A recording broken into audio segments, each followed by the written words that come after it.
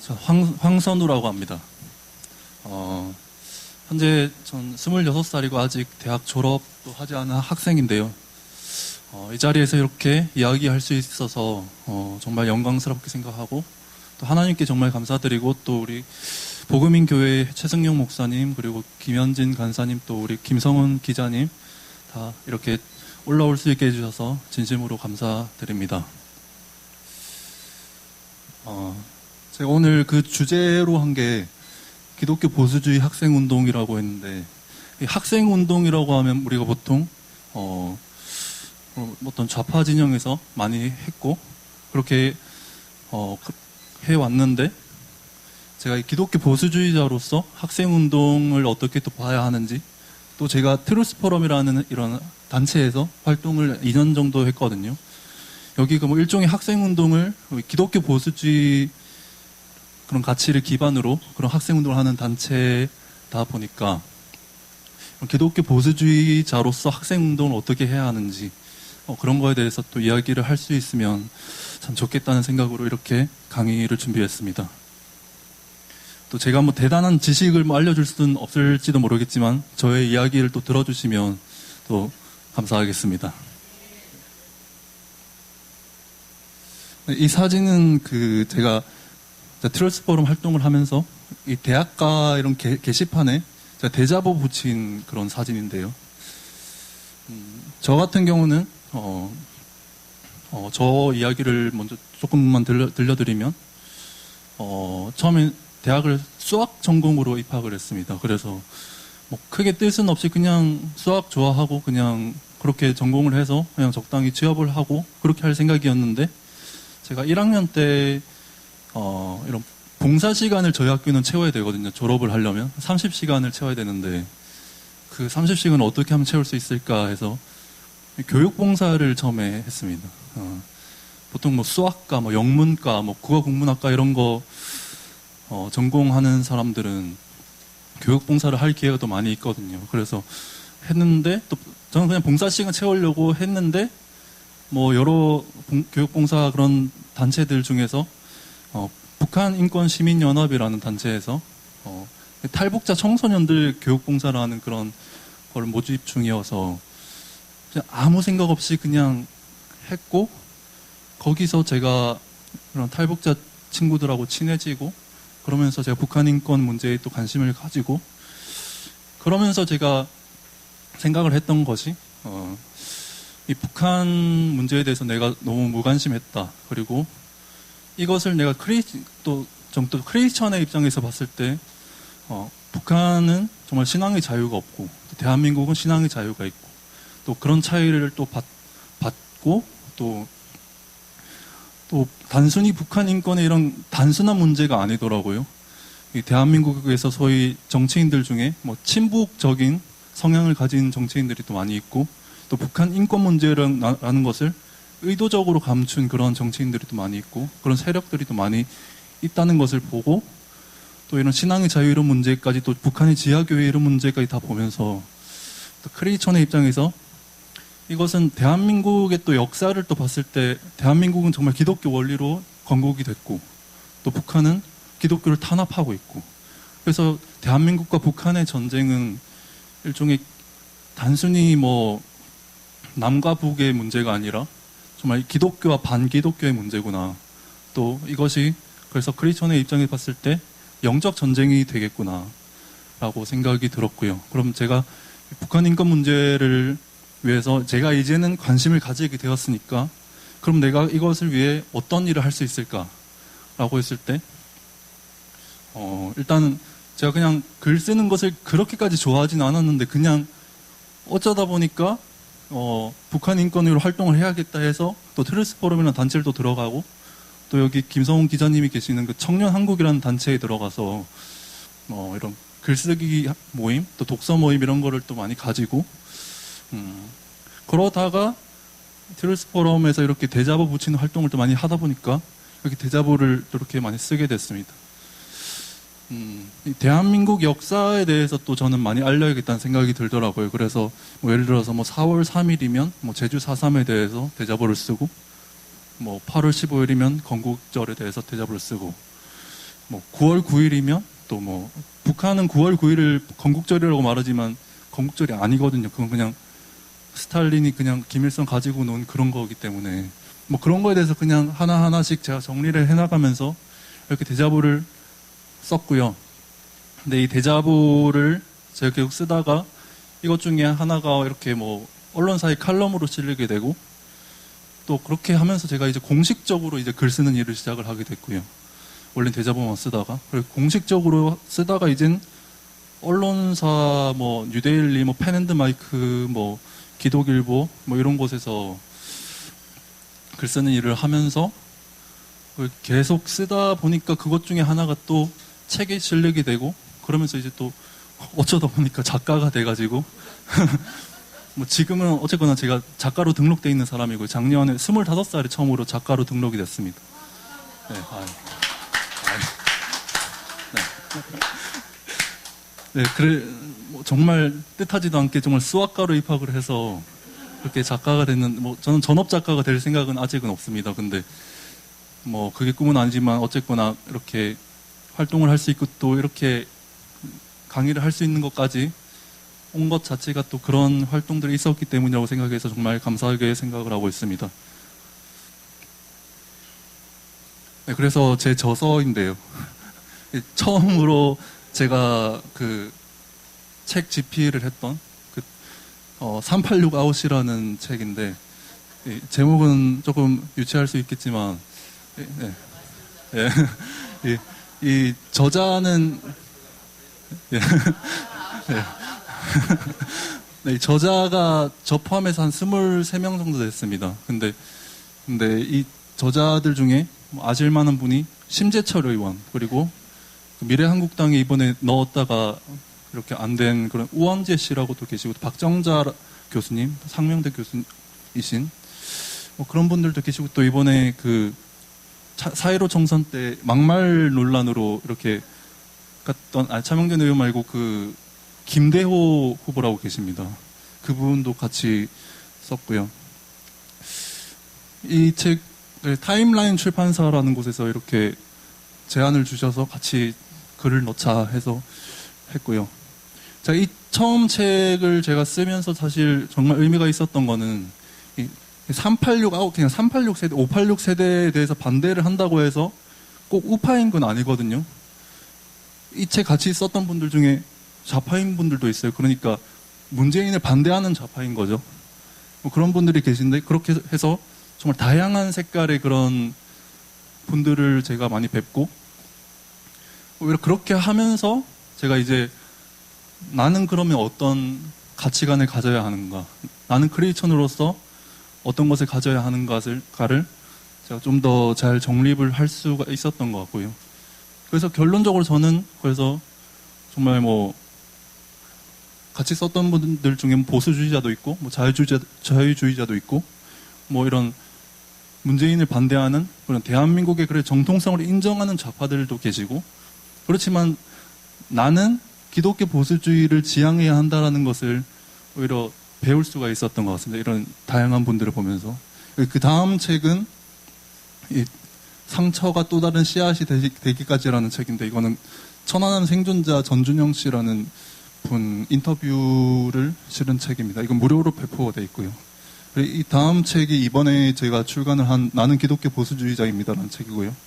아까 말씀드렸듯이 제가 다양한 분들 이렇게 보면서 나는 기독교 보수주의를 지향해야겠다라고 생각을 하고, 그러면서 계속해서 또 글을 써오고 생각을 정립해오면서 그렇게 한 것들을 이번에 책에 담았습니다. 네. 학생운동은 좌파운동이냐? 그동안은 그렇게 그랬던 것 같죠. 여기 계신 분이 여기 이인영 현재 통일부 장관, 여기 또 임종석 전 비서실장, 또 임수경 전 의원인데, 이거 586 세대라고 하죠. 50대고 80년대에 대학을 다니고 또 60년대에 태어나고, 그래서 이런 학생운동이라는 이름으로 하면 다 그럼 좌파운동이라는 식으로 우리가 생각을 많이 하고, 또 그렇게 보이지만 제가 나름대로 경험을 하고 또 정립을 했던 것들을 또 나누고자 합니다. 네, 일단 크리스천의 입장에서 봤을 때 성경에서 말하는 학생 혹은 뭐 청년 이런 것들이 어떻게 되어야 하는가, 이거 성경 구절 같이 읽어보겠습니다. 전도서 11장 9절입니다. 네. 청년이여 내 어린 때를 즐거워하며 내 청년의 날을 마음에 기뻐하여 마음에 원하는 길과 내 눈이 보는 대로 쫓아 행하라. 그러나 하나님이 이 모든 일로 인하여 너를 심판하실 줄 알라. 제가 이 성경의 크리스천의 입장에서 봤을 때 또 이런 성경 구절을 보고 했을 때 정말 청년이라면 학생이라면 정말 다양한 도전을 하고 또 경험을 해야 되는 거 아닌가. 그런데 지금 현재 이런 20대 청년들을 봤을 때 이런 도전 정신이 사실 굉장히 많이 사라졌거든요.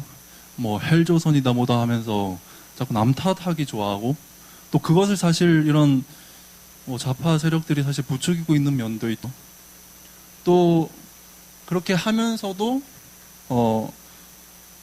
그러면서도 하나님에 대한 두려움은 또 사라졌어요. 그런데 제가 크리스천의 입장에서 봤을 때는 정말 도전과 경험을 다양하게 하고, 또 그러나 하나님을 두려워하는 마음 안에서 이것을 해야 되는 것이 아니겠는가, 이렇게 제가 생각을 할 수 있었고, 또 다음 구절 같이 읽어보겠습니다. 네. 청년이 뭐 행실을 깨끗게 하리까.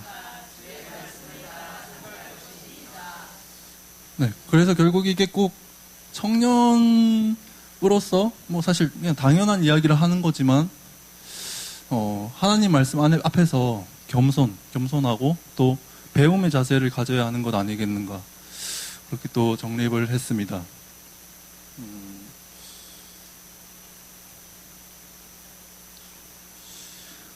그런데 현재 대한민국에서의 학생이라는 것, 또 청년이라는 것이 또 어떻게 사용이 되고 있는가, 이 단어가 어떻게 사용이 되고 있는가를 보면, 우선 이번에 만 18세 선거권이 통과가 됐죠.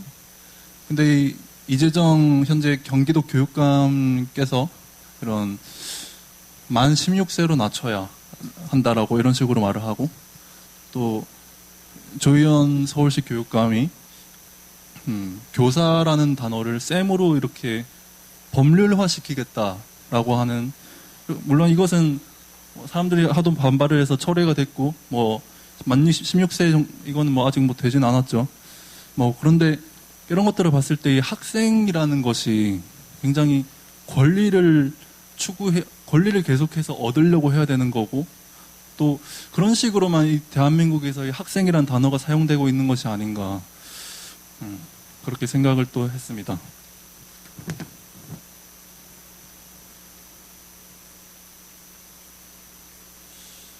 또 많이들 우려를 하고 계신 학생 인권조례 또 마찬가지고, 뭐 청년 배당, 뭐 반값 등록금, 또 청년 할당제라고 이렇게 돼 있는데, 뭔가 학생이면 뭔가 권리를 자꾸 늘리기 위해서 뭔가 투쟁을 해야 된다는 식으로 많이 부추기고 있고, 또 뭔가 복지를 계속해서 늘리기 위해서 뭔가 투쟁을 또 해야 된다는 식으로, 또 그게 청년들한테 도움이 된다는 식으로 계속해서 언론에서도 또 정부에서도 그렇게 말을 하고 있는데,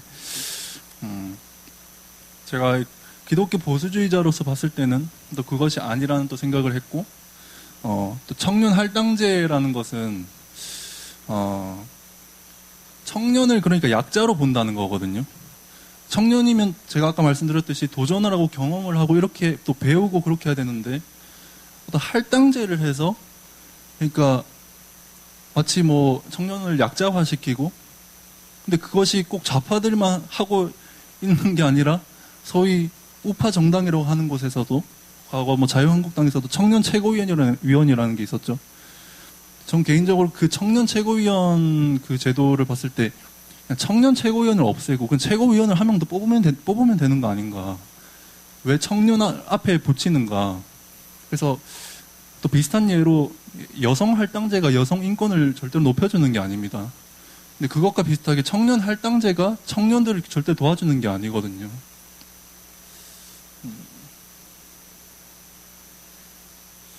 자, 그래서 진짜 청년 정책은 뭔가 너무 간단하죠. 그냥 자유민주주의와 시장경제 똑바로 하는 게 청년들을 위하는 겁니다. 네. 네, 그리고 학생, 청년이 나아가야 할 자리는 배움의 자리다. 뭔가 권리를 많이 얻고 뭔가 본인이 마치 80년대 학생운동을 했던 사람들처럼 본인이 뭔가 혁명가가 되고 그것이 아니라 좀 하나님께 의지하고 정말 하나님의 말씀을 따르고 그것이 이 크리스천 학생으로서 나아가야 할 방향이 아니겠는가 그 생각을 했고요. 또 절대주의 운동이라고 돼 있는데 계속해서 권리를 지나치게 자꾸 추구하다 보면 이런 규범이라는 것을 결국 무너뜨리게 되거든요. 그래서 크리스천으로서 봤을 때 절대주의 운동을 해야 되는 것 아니겠는가. 어떤 규범을 정확하게 정하고 하나님 말씀이 그냥 진리다. 그런 말을 하고 또 결국 또 자유민주주의와 시장경제를 지키는 것이 또 크리스천 학생이 해야 할 학생 운동이 아니겠는가 이렇게 생각을 했습니다. 자, 그래서 80년대 그런 잘못된 방향의 학생 운동이 있었고 또 이제 학생 운동이라는 것을 재건을 하고 또 이제 잘못된 것들을 또 재건을 해야 되는데 그러는 데 있어서 사실 대한민국에서 걸림돌이 되는 게 있습니다. 그게 왜 그러냐면 80년대 학생 운동을 했던 사람들이 이런 대한민국의 이런 뿌리를 사실 왜곡을 시켜놓고 이 대한민국 자체를 왜곡을 많이 시켜놔서 그런 것들을 또 돌려놓는 일을 이 현재 2020년을 살아가는 우리들이 또 해야 되는 것인데 일단 첫 번째로 역사 왜곡이 있죠. 건국사가 특별히 많이 왜곡이 되어 있습니다. 이 산업화 역사나 뭐 박정희 대통령에 대해서는 사실 좌파들도 인정을 하는 부분이 사실은 있는데 이승만 대통령이나 뭐 건국사는 사실 굉장히 아예 그냥 많이 잘려 있는 부분이 왜곡이 아예 그냥 되어 있는 부분이 있고 또 그런 것이 헬조선이라는 단어로 많이 드러나 있죠.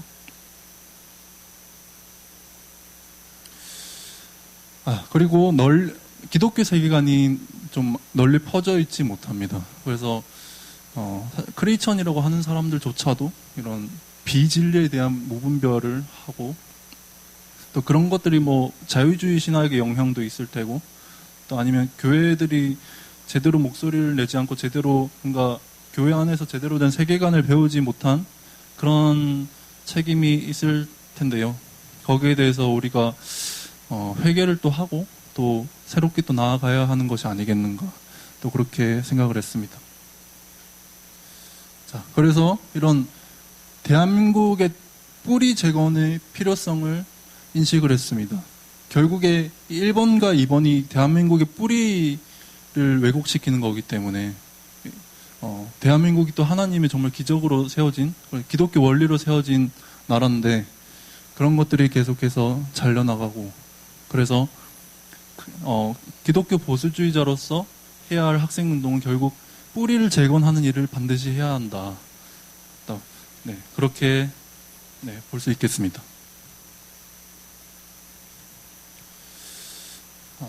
그래서 일단 정치 철학을 제가 나름대로 정리를 했던 게 이 자유주의와 보수주의 그리고 사회주의 이렇게 세 가지로 나눌 수 있습니다.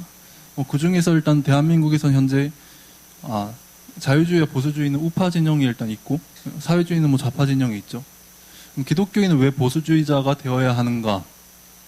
일단 좌파들 같은 경우는 평등이 있고 자유가 있다라고 말을 합니다. 근데 이렇게 돼버리면 뭐 사회주의, 공산주의나 뭐 종교다원주의를 결국 인정하게 되죠. 그래서 결국에 신앙의 자유를 침해하고 또 기독교적 진리를 왜곡시키는 그런 결과를 맞기 때문에 사실 기독교인은 절대로 좌파가 되면 안 됩니다. 자유가 있고 평등이 있다라고 하는 우파 진영에 있는 것이 맞고 또 그 다음에 우파 내에서도 자유주의와 보수주의 중에 자유주의 같은 경우는 자유 그 자체가 그냥 진리가 돼버립니다.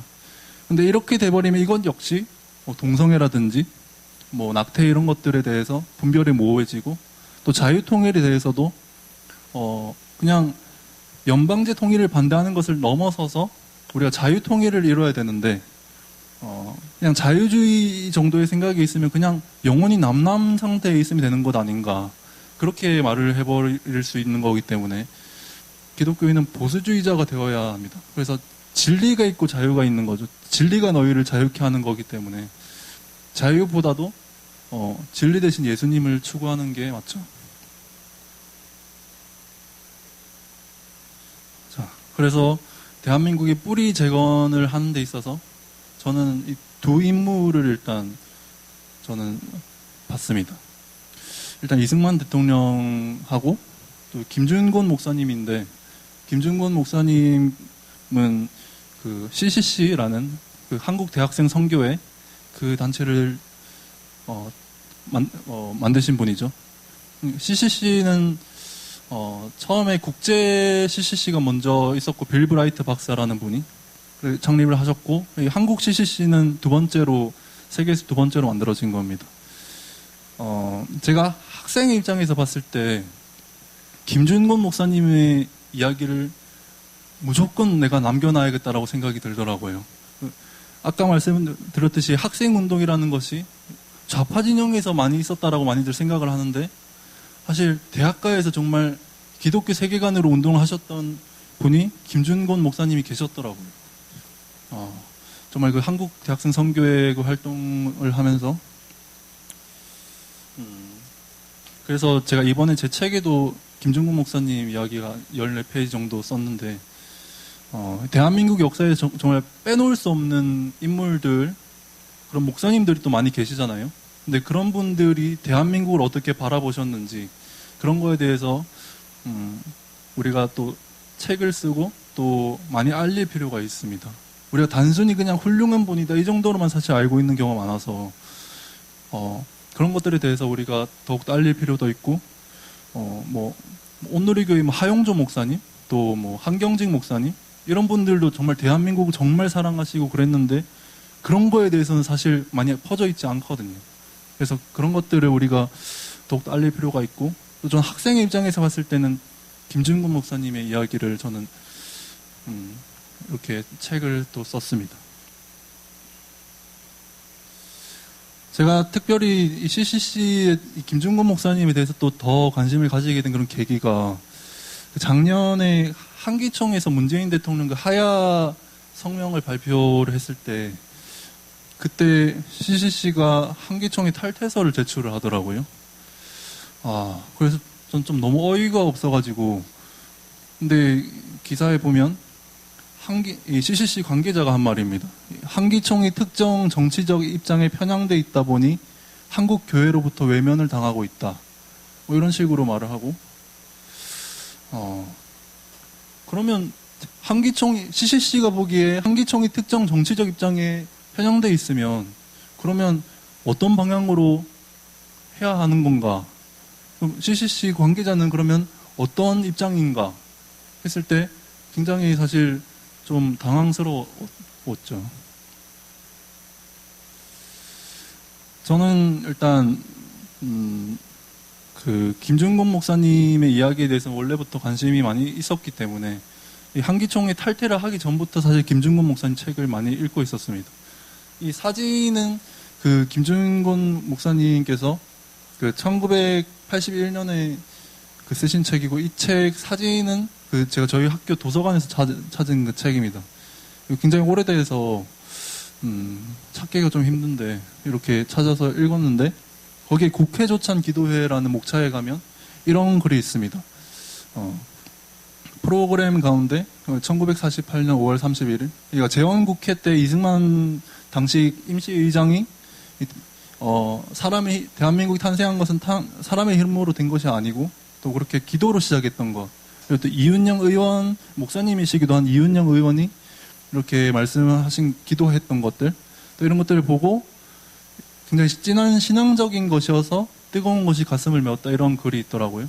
또 이것 외에도 정말 많은 글이 있는데, 저는 이 책을 먼저 보고 이 외에도 다른 책을 본 입장에서 CCC가 한기총에서 탈퇴를 하고, 그러니까 한기총을 제가 무조건적으로 그렇게 옹호를 하는 게 아니라, 한기총에서 문재인 대통령 하야를 해야 한다 그 성명 내용을 보면 틀린 내용이 정말 하나도 없거든요. 근데 그 말에 대해서 그 말을 했을 때 이렇게 탈퇴를 한 걸 보니까 굉장히 CCC에서 이 김준곤이라는 뿌리가 잘려나가고 있는 것이 아닌가. 또 그것이 이 대한민국에서 이승만이라는 뿌리가 잘려나가고 있는 것과 굉장히 현상이 비슷하다라는 생각을 했고요.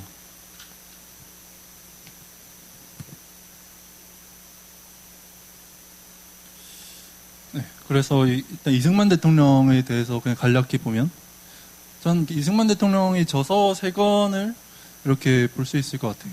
독립정신이 그 이승만 대통령이 배제학당에서 공부했던 것부터 해서 서양 문명을 또 공부하면서 또 한성 과목에서 기독교 신앙을 받아들이고 그러면서 이 기독교 입국론을 처음으로 정립하기 시작한 그런 책이죠. 독립정신이고 또 한국교회 핍박은 이 일제 시대 일제가 그 조선의 기독교인들을 탄압하고 그런 것들을 폭로한 책이죠. 백오인 사건의 진상을 폭로한 책이고 또 재팬 인사이드 아웃은 이것 역시 그 이승만 대통령이 외교 독립 노선에서 그렇게 독립운동을 할 때 이렇게 또 일본의 그런 천황주의 또 팽창 정책 이런 것들을 폭로한 책이죠. 또 이런 가치관들이 정립이 되어가면서 결국 대한민국이라는 나라가 세워졌고 정말 기독교 입국론으로 대한민국이 세워졌습니다. 이 다음 사진은 아까 제가 예수 칼럼이라는 김준곤 목사님 책의 목차가 국회 조찬 기도회였거든요. 그래서 국회 조찬 기도회라는 것을 김준곤 목사님이 처음으로 만드셨고 그게 지금의 국가 조찬 기도회입니다.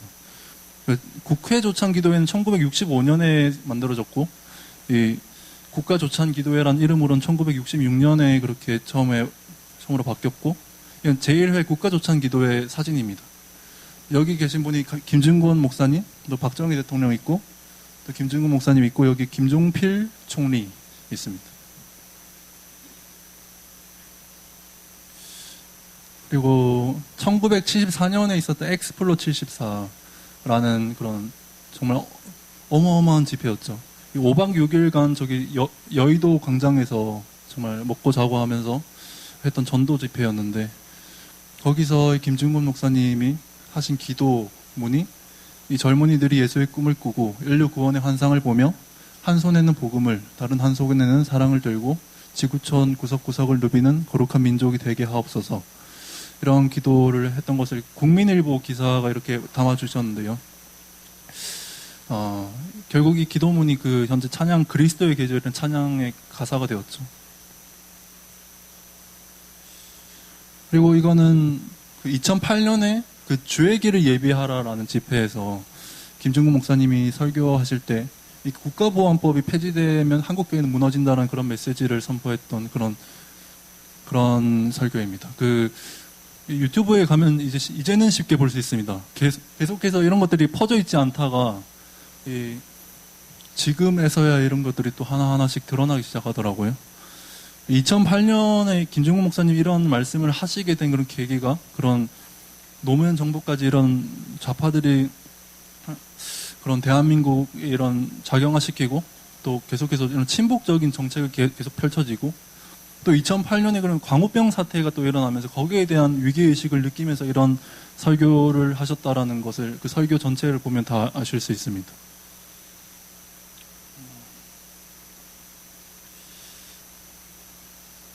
자, 그래서 이 대한민국의 뿌리는 이승만 대통령의 기독교 입국론이죠. 또 CCC의 뿌리는 김준곤 목사님의 민족 복음화를 김준곤 목사님은 늘 기치로 세웠거든요. 결국 이런 뿌리가 재건이 돼야 이승만 대통령이 정말 비전으로 가지고 있었던 그 자유통일을 또 이룰 수 있고 또 김준곤 목사님 비전으로 가지고 있었던 민족 복음을 또 이룰 수 있고 또 이것이 결국에 같이 가는 거기 때문에 자유통일이 돼야 저 북한 주민들에게 신앙의 자유가 전해지는 거고 그래야 또 민족 복음화가 될 수 있는 거라서 그런 뿌리를 또 재건하는 그런 역할을 또 해야 되는 것 아니겠는가. 그리고 또 제가 최근에 본 거는 기독일보의 그 노승현 기자님이라고 계시는데요. 그분께서 페이스북에 이런 글을 쓰셨더라고요. 김준곤 목사님이 본인은 CC 사역을 실패를 했다라고 말씀을 하셨다고 하더라고요. 그 이유가 이 회원들이 너무 애국심이 없어서 실패를 했다라고 그렇게 말씀을 하셨는데 그래서 그것을 인터뷰를 돌아가시기 전에 그렇게 인터뷰를 하셨다고 하더라고요. 아까 국가보안법이 폐지되면 한국교회는 무너진다 그 설교를 하시고 1년 후에 김정국 목사님이 2009년에 돌아가셨거든요. 그래서 그 CCC를 저는 무조건 좀 또 비판만 하고 그리고 비난만 하기보다는 이제 이것을 알았으니까 그런 뿌리를 재건하고 또 CCC를 비롯해서 이런 대한민국 크리스천들이 또 회복이 되고 또 그런 일을 또 우리가 하면 되는 것 아니겠는가 그렇게 생각을 했습니다.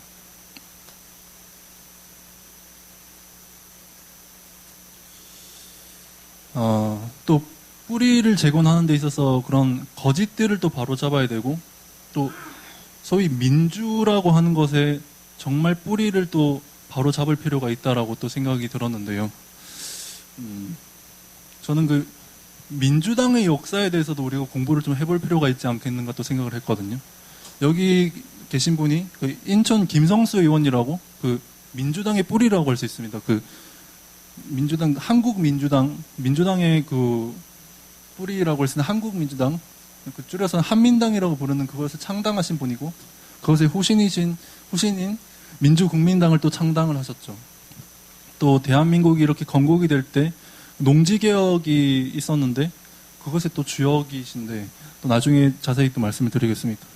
또 현민 유진호 박사라는 분은 제헌헌법을 초안을 작성했던 분이고, 또 민주당, 현재 더불어민주당의 전신인 신민당의 국회의원입니다. 결국 이 두 분 다 우리 기독교 보수주의자들과 이런 가치관은 다르지만 대한민국 건국 세력 중에 또 한 분입니다. 이분들도.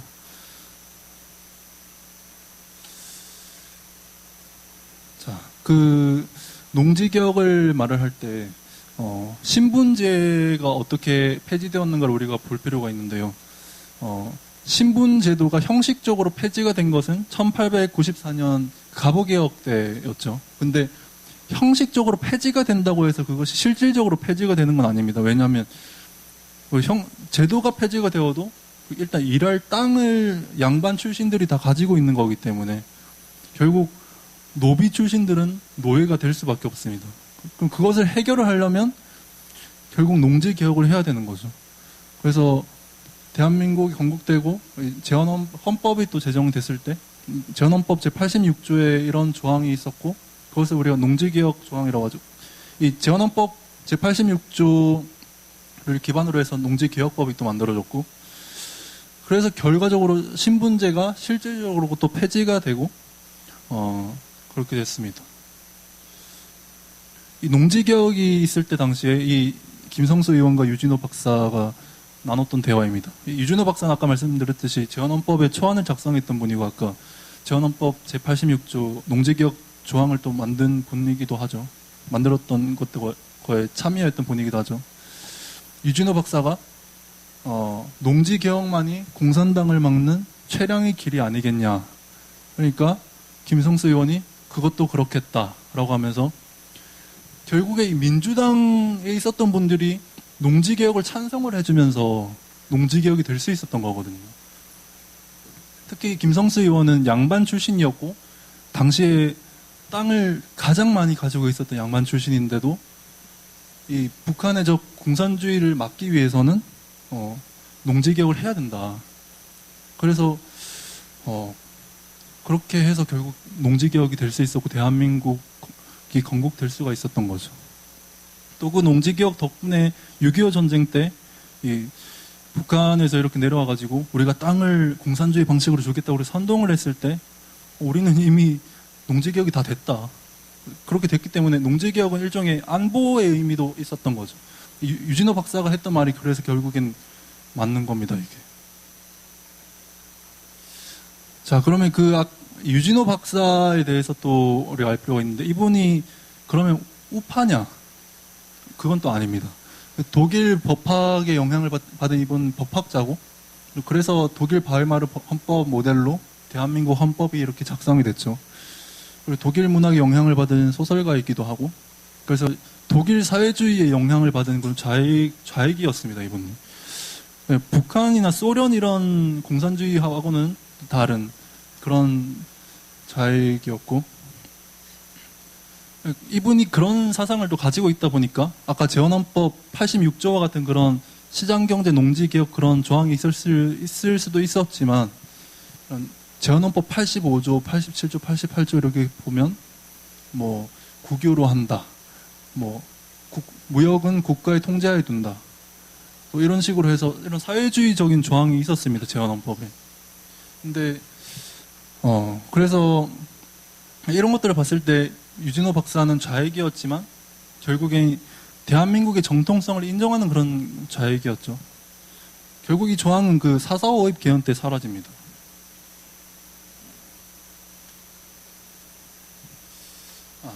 이걸 말하기 전에 그래서 지금 현재에도 보면 제가 아까 386 아웃이라는 책을 쓰면서 다양한 사람을 봤다고 했는데 그런 좌파들 중에 이런 대한민국의 정통성을 인정하는 그런 좌파들이 있습니다. 그러니까 이런 민주당의 이런 뿌리를 그리워하는 그런 좌파들이 있습니다.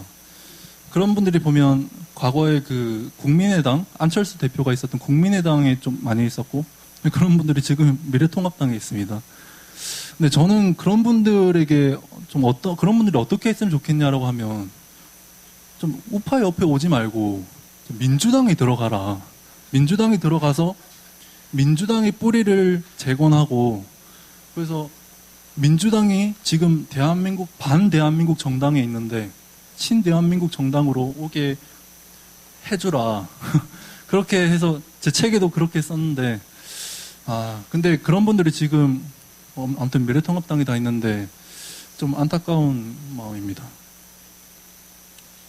이분은 그 80년대 학생운동 했던 그 김영환 씨죠. 주사파의 대부라고 할 수 있고 이분이 근데 그렇게 주사파 활동을 이렇게 하면서 결국 북한에 가서 김일성을 실제로 만나고 근데 너무 실망을 해서 북한은 뭐 그 주체 사상은 그러니까 북한은 그 북한 주민들을 그렇게 주체적이게 하지도 않았고 그 김일성이 뭐 굉장히 좀 실망스러웠다 그런 식으로 해서 북한을 추종하던 자리에서는 전향을 했습니다. 근데 그렇다고 해서 우파가 된 건 또 아닌데 그래서 본인 말로는 일단 북한 민주화 운동가가 되었다라고 말을 합니다.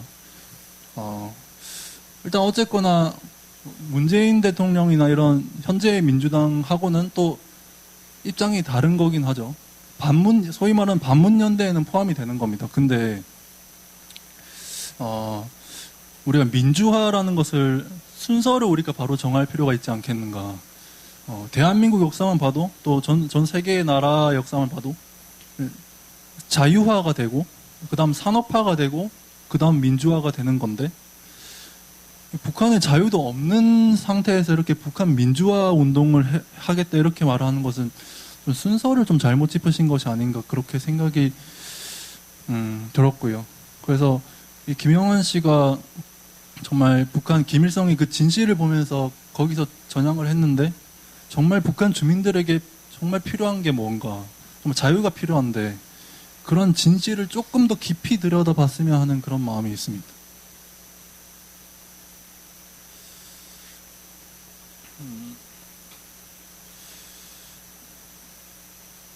네.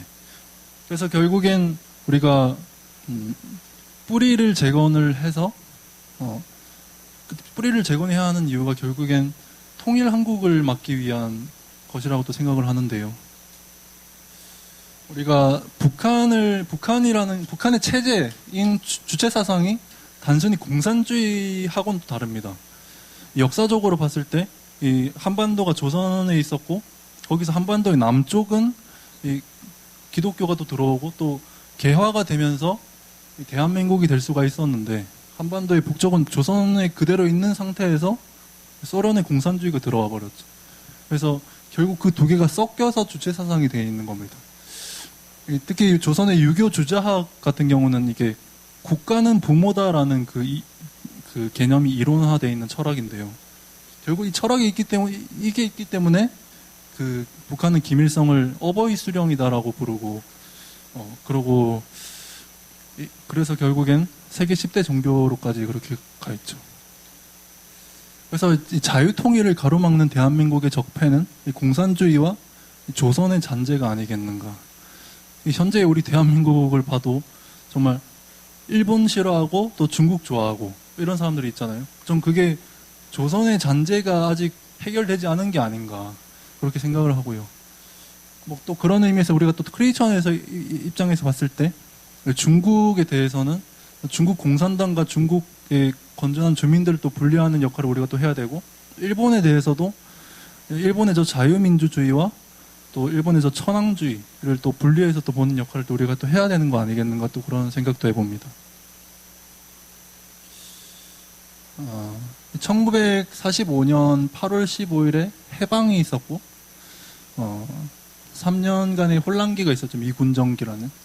1948년 8월 15일에 건국이 되었는데, 결국 이 조선에서 대한민국으로 오는 그런 과정을 우리가 배워야 하는 이유가, 저 북한 주민들이 아직 그 조선의 잔재 속에서 살아가고 있기 때문에, 저 북한을 해방되고 자유통일을 막기 위해서는 저 북한 주민들에게 조선에서 대한민국으로 변하는 그 과정을 보여줘야 됩니다.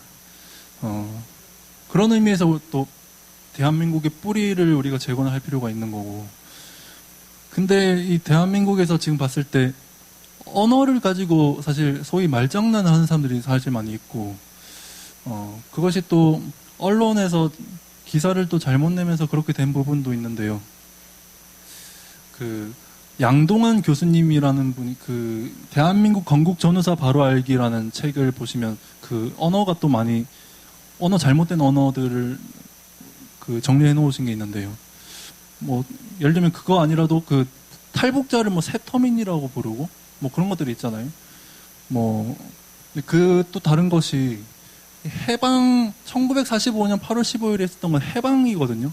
근데 이것을 광복기다라고 말을 하기 시작하면서 사실 전 또 혼란이 많이 빚어졌다고 생각합니다.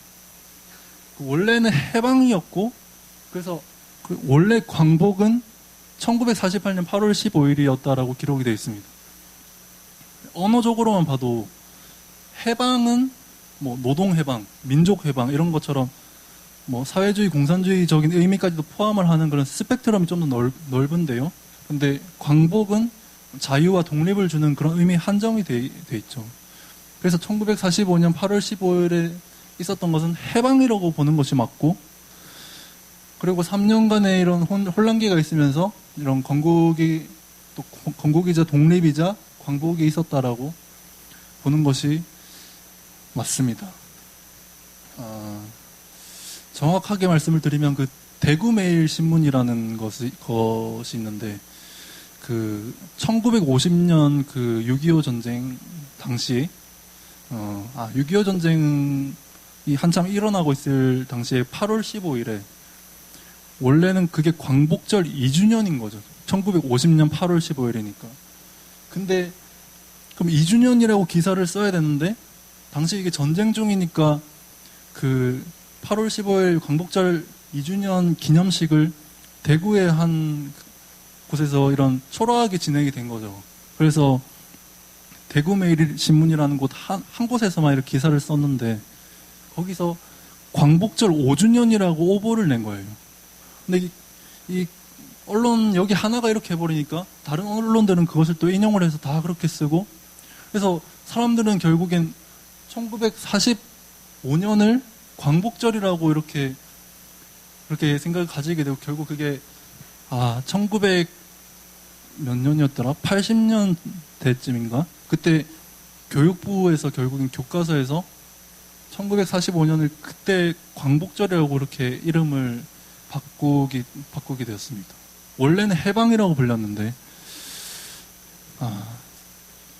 제가 굳이 왜 이렇게 언어를 계속 이렇게 생각을 또 한 거냐면, 우리가 지금 대한민국을 살아가고 있는 사람으로서 봤을 때, 언젠가 또 북한 해방을 맞을 거잖아요.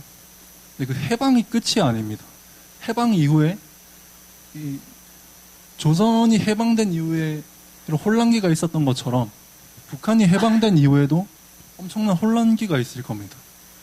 근데 그 일제시대 같은 경우는 36년이었지만 지금 북한은 72년이면 2배 가까이 지금 이렇게 돼 있는 거니까 그 혼란기가 또 더 길 수밖에 없는 거고, 그럼 그 혼란기를 어떻게 보내야 하는가? 그 혼란기 동안에 그 조선시대 같은 경우는 이승만 대통령을 비롯한 이런 자유민주주의자들이 결국에 승리를 해서 대한민국이 건국이 됐죠. 결국에 우리가 북한 해방을 맞았을 때도 우리 자유민주주의자들이 승리를 해야 북한 주민들의 광복을 막고 또 정말 참 자유를 주고 또 자유통일을 이룰 수 있는 것이 아니겠는가 그렇게 생각을 했고요. 또 이렇게 특별히 생각을 또 하게 된 게 우리는 자유통일을 원하는 사람들인데 그 소위 북한 개혁개방론을 펼치는 사람들이 있거든요. 전 그걸 좀 우려를 하는 게 단순히 개혁개방에서 그쳐버리면 북한이 대한민국에 흡수가 되는 게 아니라 또 중국에 흡수될 우려가 있거든요. 그래서 우리가 또 기독교 보수주의자로서 봤을 때 중국 공산당에 흡수가 되는 것은 북한 주민들을 또 자유케 할 수 없는 거고 그러한 것들을 봤을 때 이러한 것들을 우리가 정립해 가면서 해야 되는 것이 아니겠는가. 그래서 우리는 단순한 북한 개혁개방론자가 아니라 정말 자유통일론자가 돼야 된다.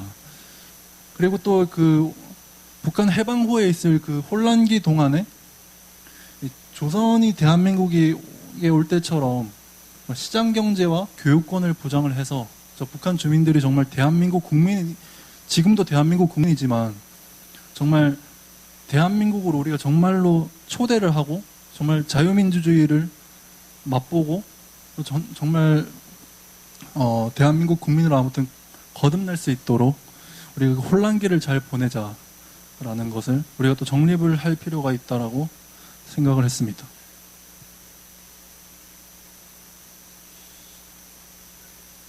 그래서 결국엔 그 대한민국의 뿌리인 이승만 대통령의 그 이야기를 우리가 기억을 해야 되고요. 그 중에서도 1953년에 6.25 정전협정 직후에 북한 주민들에게 했던 이승만 대통령의 성명, 이것을 우리가 또 절대로 잊어버리지 않고 기억을 해야 된다. 이 사진은 동아일보 기사고요. 이승만 대통령이 정말 약속했던 것처럼 정말 북한 주민들을 정말 우리가 잊어버리지도 않고 모르는 채도 하지 않는 그런 약속을 지켜야 됩니다. 그리고 이승만 대통령이 돌아가시기 전에 우리 민족이 정말 굳게 서서 다시는 종의 멍에를 매지 않게 하여 주시옵소서 이렇게 하와이에서 기도하셨던 것처럼 이 기도문은 갈라디아서 5장 1절 말씀을 인용한 거죠. 그래서 이승만 대통령은 조선인들이 그 노예 상태에 있던 조선 노비들이 해방되고 자유를 얻는 것은 보았지만 북한 주민들이 해방되고 자유를 얻는 것은 보지를 못했는데 우리가 그 꿈을 또 이뤄주는 것이 우리 기독교 보수주의자로서 맞는 것이 아니겠는가. 그리고 우리가 정말 이승만 대통령보다도 더 뿌리에 있는 정말 예수님을 또 우리가 참되게 믿고 오직 진리 되신 예수님 또 사랑 되신 예수님을 믿으며 또 나아가야 하는 것 아니겠는가. 또 그것이 우리 통일 한국을 맞고 대한민국이 재건되고 또 회복되는 그런 일을 맞을 수 있게 해주는 것이 아니겠는가 또 생각을 했습니다. 네, 이상으로 강의를 마치겠습니다. 감사합니다.